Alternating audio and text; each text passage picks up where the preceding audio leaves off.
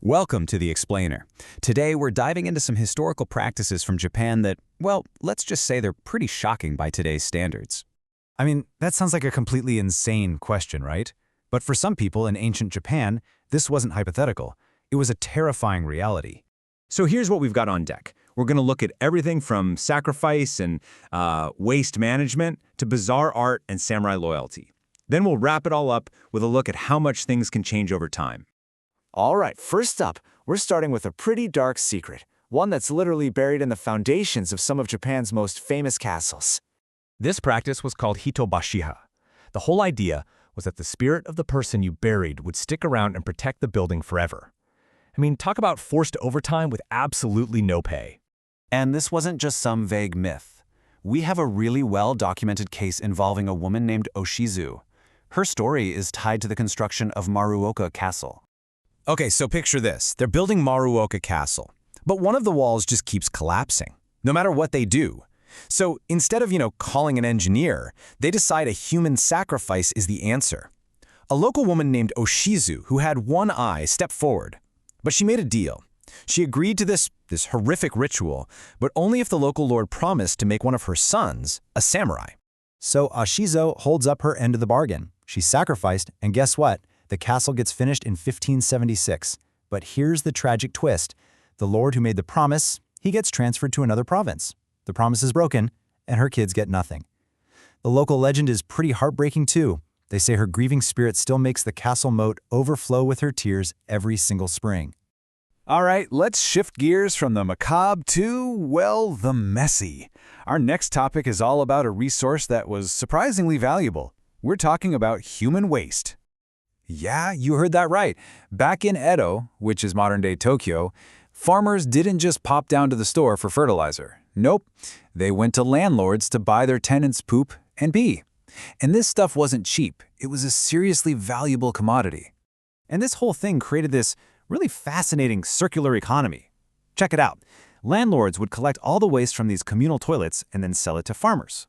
Now, the best quality stuff, the premium blend, if you will, came from the wealthy lords who, of course, ate the best food.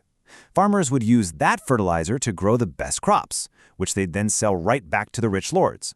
It was so profitable that some landlords actually made more money selling poop than they did collecting rent. Wild. And there was this totally unexpected side effect to all this. Edo became one of the cleanest pre-industrial cities in the world. Just think about it. At the same time, many European cities were just dumping all their filth into the streets and dealing with constant disease. Edo had clean waterways and fresh drinking water, all thanks to a booming poop trade. Who would have thought? Okay, time for a complete change of pace. We're about to look at something that proves, without a doubt, that Japanese culture has always had a wonderfully weird side. No, I'm not kidding. You heard that right. We are talking about actual art scrolls dedicated entirely to people fighting each other with farts. Epic, weaponized fart battles.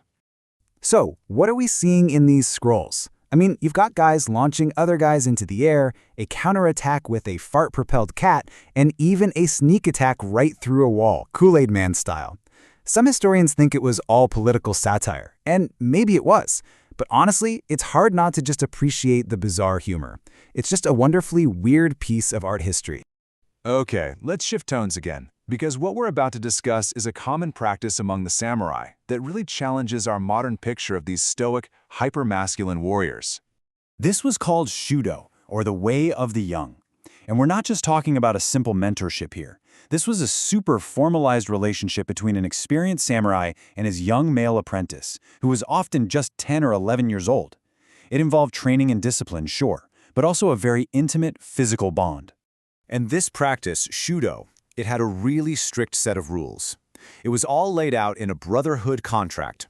The two were expected to be monogamous, at least in their male-male relationship, though both were totally free to have relationships with women. Extreme loyalty was a huge part of it. They were expected to defend each other to the death. This was considered a totally normal part of becoming a samurai, even practiced by huge historical figures like Oda Nobunaga. Then, once the apprentice became an adult, the sexual part of the relationship would end, and it would usually turn into a lifelong friendship. All right, for our final topic, we're going to what is probably the most extreme example on our list. We're talking about a group of Buddhist monks who took the idea of devotion to a level that is, honestly, it's almost unimaginable. The practice is called Sokushin Butsu, and it's basically a process of self-mummification. The goal was to achieve enlightenment by turning your own body into an incorruptible mummy. It was this years-long ordeal to intentionally transition from living to, well, not living, all in the hopes of becoming a living Buddha after death. And if they succeeded, their body would be put on display in a temple. So how did they do it? The path was just unbelievably grueling. First, for 1,000 days, they'd eat only things like pine needles and seeds to get rid of all their body fat. Then for another 100 days, they'd basically starve themselves. After all that, the monk would be lowered into a pine box and buried alive with just a small bamboo tube for air. He'd ring a bell every day to signal he was still alive, until one day, the bell would just stop. So this practice was actually outlawed in 1879, but that didn't stop everyone. One monk named Bukai decided to go through with it in 1903. The thing is, his disciples, probably because they were scared of getting in trouble for helping with an illegal act, never came back to check on him. They just left him there, buried, for almost 60 years. And here's the incredible part. When researchers finally unearthed his body in 1961, they found that he had done it. He had actually succeeded. His body was perfectly preserved. He had become a Sokushin Butsu. So, wow. From human pillars to self-mummifying monks, it's pretty clear that things people once considered normal or honorable or even sacred can seem completely and utterly disturbing to us today. And really, that's the big takeaway here. It kind of leaves you with a question, doesn't it? What perfectly normal things that we all do today are people going to look back on in 400 years and find absolutely disturbing?